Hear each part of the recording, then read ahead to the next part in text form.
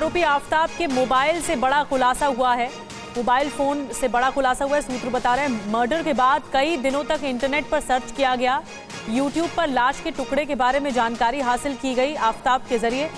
Murder के बाद सबूत मिटाने के बारे में भी सर्च किया गया। इंटरनेट पर सर्च किया गया कि बॉडी को ठिकाने कैसे लगाया जाए। तो ये बड़ा खुलासा हुआ है।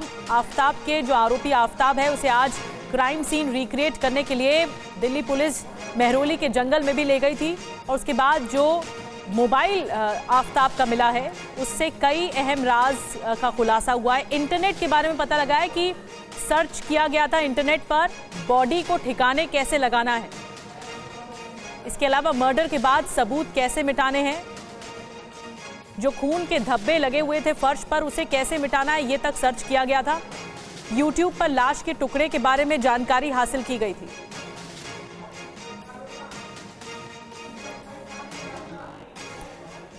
और अब आपको आफ्ताब को लेकर और 9 बड़ी जानकारियां दिखाते हैं। श्रद्धा की हत्या के बाद दूसरी लड़की को घर बुलाया आफ्ताब ने। इसके अलावा ये जानकारी भी मिली है कि डेटिंग ऐप के जरिए दूसरी लड़की को अपने घर बुलाया आफ्ताब ने। लड़की को घर बुलाने से पहले श्रद्धा की बॉडी पार्ट्स को कबर्ड में रखा। खून से सने फर्श को धोने के लिए एसिड का इस्तेमाल किया। फोरेंसिक जांच में डीएनए सैंपल ना मिले इसलिए एसिड का इस्तेमाल किया गया आफ्ताब द्वारा। खून से सने फर्श को धोने के लिए एसिड का इस्तेमाल किया आफ्ताब ने। ये बड़ी जानकारी आप निकलकर सामने आ रही हैं। क्या कुछ किया आफ्ताब ने श्रद्धा की हत्या करने के बाद? फोरेंसिक जांच में डीएनए सैंपल ना मिले इसके लिए एसिड का इस्तेमाल किया था आफ्ताब ने। ये बड़ी जानकारी अब निकलकर सामने आई है। एक और बड़ी जानकारी है कि बॉडी काटने के तरीकों के बारे में गूगल पर सर्च किया था। इस पर और ज्यादा जानकारी के लिए हमारे साथ TV9 भारतवर्ष संवाददाता जितेंद्र शर्मा जुड़ गए हैं। जितेंद्र, बड़ी जानकारी आप निकलकर सामने आ रही हैं, आप वहीं पर मौजूद हैं स्पॉट पर। क्या कुछ और अहम जानकारी है जो हासिल हो पाई है अभी तक? किसी से बात नहीं करते, वो सिलेक्टिव लोगों से ही बात करते हैं। जी बिल्कुल, देखिए मैं इस वक्त छतरपुर में उसी फ्लैट के अंदर मौजूद हूं जहां पर श्रद्धा और आफ्ताब दोनों लिविंग रिलेशनशिप के अंदर रह रहे थे। ये देखिए, ये 2 कमरों का एक फ्लैट है और इसी फ्लैट के अंदर आप देख सकते हैं इस विंडो के जरिए किस तरीके से अंदर अभी भी सामान जो है वो बिखरा पड़ा है। इसके अलावा ठीक सामने आप देख सकते हैं कुछ फूल वहां पर पड़े हुए हैं और इसके अलावा कई वहां पर कीटनाशक दवाएं भी पड़ी हैं। बताया जा रहा है कि ये वो चीजें हैं जिनके जरिए लगातार वो कोशिश कर रहा था आफ्ताब की जो डेड बॉडी यानी कि जो कत्ल करने के बाद जो बदबू आनी थी लाश से, वो किसी तरीके से किसी भी सूरत में इस कमरे से बाहर ना निकल पाए।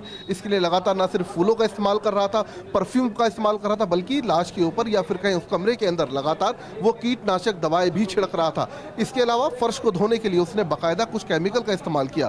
केमिकल का इस्तेमाल इस मकसद से किया था ताकि जो एविडेंसेस हैं उनको मिटाया जा सके। और मैं चाहूंगा कैमरामैन मस्तान आपको दिखाई, ये देखिए कुछ यहाँ पर आपको बाकायदा रैपर भी पड़े हुए दिखाई देंगे। ठीक नीचे आप देखिए किस तरीके से लगातार जो कातिल था वो यहाँ पर जो ऑर्डर था खाने का वो लगातार यहाँ पर खाना बाहर से मंगवा रहा था, फूड के लिए ऑर्डर कर रहा था और उसके रैपर अभी भी यहाँ पर पड़े हुए साफ तौर पर देखे जा सकते हैं। यानी कि कत्ल करने के बाद इत्मीनान से आराम से वो इसी घर के अंदर रह रहा था और एक एक कर जो लाश के टुकड़े थे उनको ठिकाने लगाने की कवायद में जुटा हुआ था। इतना ही नहीं, पूछताछ के दौरान ये भी पता चला है कि कत्ल करने के बाद भी उसने एक जिस डेटिंग ऐप के जरिए उसने श्रद्धा को अपने जाल में फंसाया था उसी डेटिंग ऐप के जरिए उसने एक और लड़की को अपने जाल में फंसाया। और कत्ल के बाद जिस वक्त श्रद्धा की जो डेड बॉडी थी वो कमरे के अंदर मौजूद थी, उसी दौरान उस लड़की के साथ भी वो इस फ्लैट के अंदर मौजूद रहा था। तो आप अंदाजा लगाइए उसकी मानसिकता का कि आखिरकार किस तरीके से वो विकृत मानसिकता से पीड़ित था। और उसके बाद कत्ल को अंजाम देने के बाद लगातार वो इसी कमरे के अंदर रह रहा था।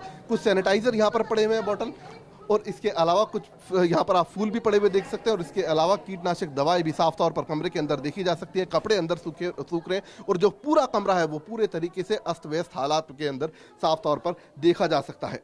जी जितेंद्र, हम इन तस्वीरों को भी देख पा रहे हैं और ये जो घर है जहां पर ये मौजूद था, आस पड़ोस के लोग क्या कुछ जानकारी दे रहे हैं? जिस तरह से वो घर में रह रहा था, खाना ऑर्डर कर रहा था, क्या किसी ने देखा था कुछ? और क्या कुछ जानकारी आपको इस आसपास के इलाके से, फ्लैट के आसपास से हासिल हुई? जी बिल्कुल, देखिए मैं आपको एक बार दिखाना चाहूंगा। ये देखिए, ये दरअसल 2nd फ्लोर है। ये एक छोटे से 2 BHK के यहाँ पर ये फ्लैट है और ये तकरीबन 4 बिल्डिंग है।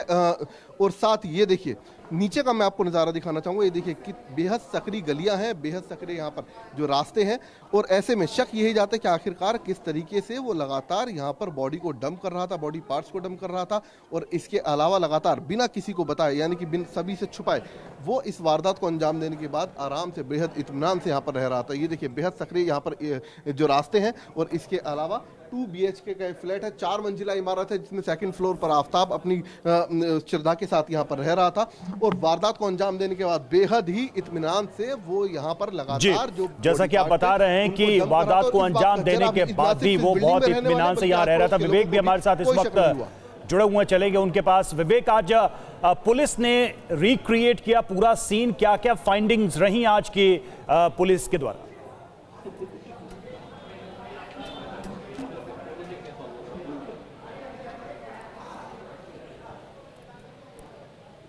विवेक तक आवाज नहीं आ रही लगता है। आफ्ताब को साथ लेके गई थी, लेकिन पुलिस की टीम को वहां पर सफलता हासिल नहीं हो पाई। 2 घंटे के सर्च ऑपरेशन के बाद आफ्ताब को एक बार फिर पुलिस स्टेशन में लाया गया है, और पुलिस का कहना है कि हो सकता है कि थोड़ी देर बाद एक बार फिर उसे जंगल की तरफ ले जाया जा सके, क्योंकि रात के वक्त जो है आफ्ताब टुकड़ों को ठिकाने लगाया करता था जंगलों के अंदर। तो इसके लिए सबसे बड़ी चुनौती यह है कि जंगल काफ़ी बड़ा है, और कहाँ कहाँ उसने इन टुकड़ों को ठिकाने लगाया, इसके बारे में जानकारी हासिल करना काफ़ी मुश्किल है। अभी तक की बात करें तो 12 से 13 टुकड़े जो श्रद्धा की डेड बॉडी के हैं वो बरामद कर लिए गए हैं, जो कि जांच के लिए भेज दिए गए हैं, और पुलिस का कहना है कि और भी उम्मीद की जा रही है कि आने वाले समय में शव के और टुकड़े भी बरामद की जाए।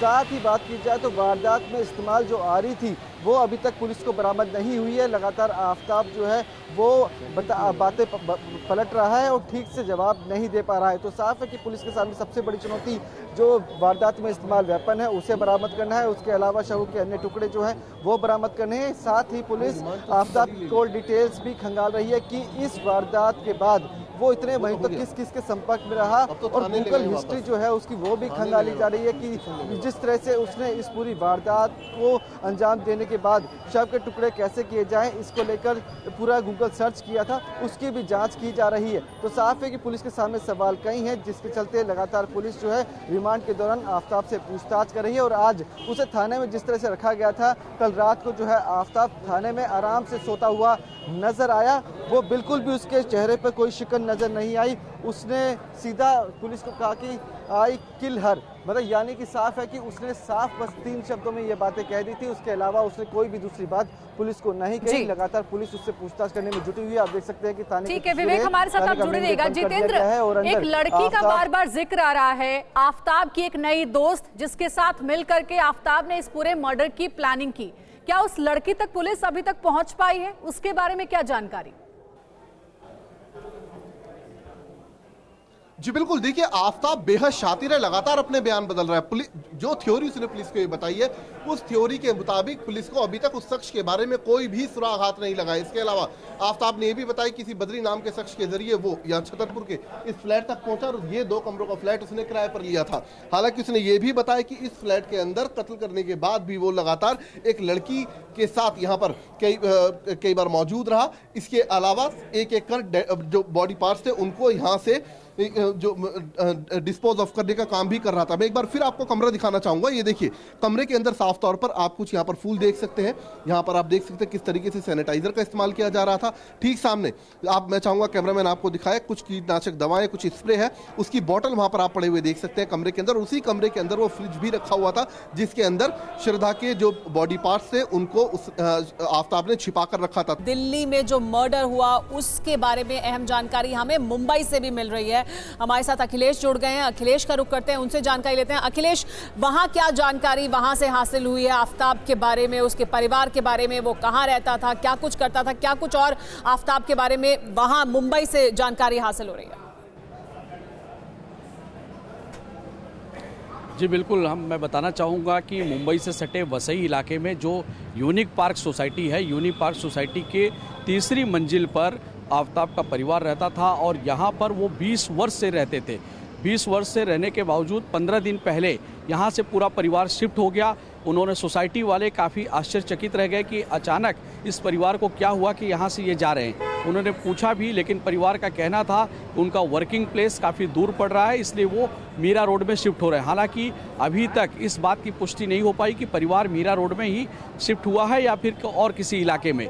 जो नंबर भी दिया था वो भी बंद आ रहा है, लेकिन परिवार यहाँ पर अपना फ्लैट रेंट पे देकर चला गया है। तो यहाँ पर जो सोसाइटी के अध्यक्ष और सेक्रेटरी थे, उनसे हमारी बात हुई। उनका कहना था कि जब इसकी दोस्ती हुई थी आफ्ताब की श्रद्धा से, दोनों यहाँ सोसाइटी में आते रहे हैं और श्रद्धा आती थी सोसाइटी में। सोसाइटी की कई औरतों ने वहाँ पर देखा भी था उन लोग को साथ में आते जाते। बाद में दोनों लिविंग रिलेशन में रहने लगे। नायगांव इलाके में एक फ्लैट में रहते थे, उसके बाद दोनों दिल्ली शिफ्ट हो गए और उसके बाद ये वारदात हुई। हालांकि एक और दोस्त शाम को कल सामने आया था, नाडार नाम का लक्ष्मण नाडार, जिसने बताया था कि बिल्कुल देखिए, एक के बाद एक नई जिक्र किया था, जानकारियां, चौंकाने वाली जानकारियां सामने आ रही हैं। शुक्रिया आप सभी का, हमारे तमाम सहयोगी जो हमारे साथ जुड़े हुए थे।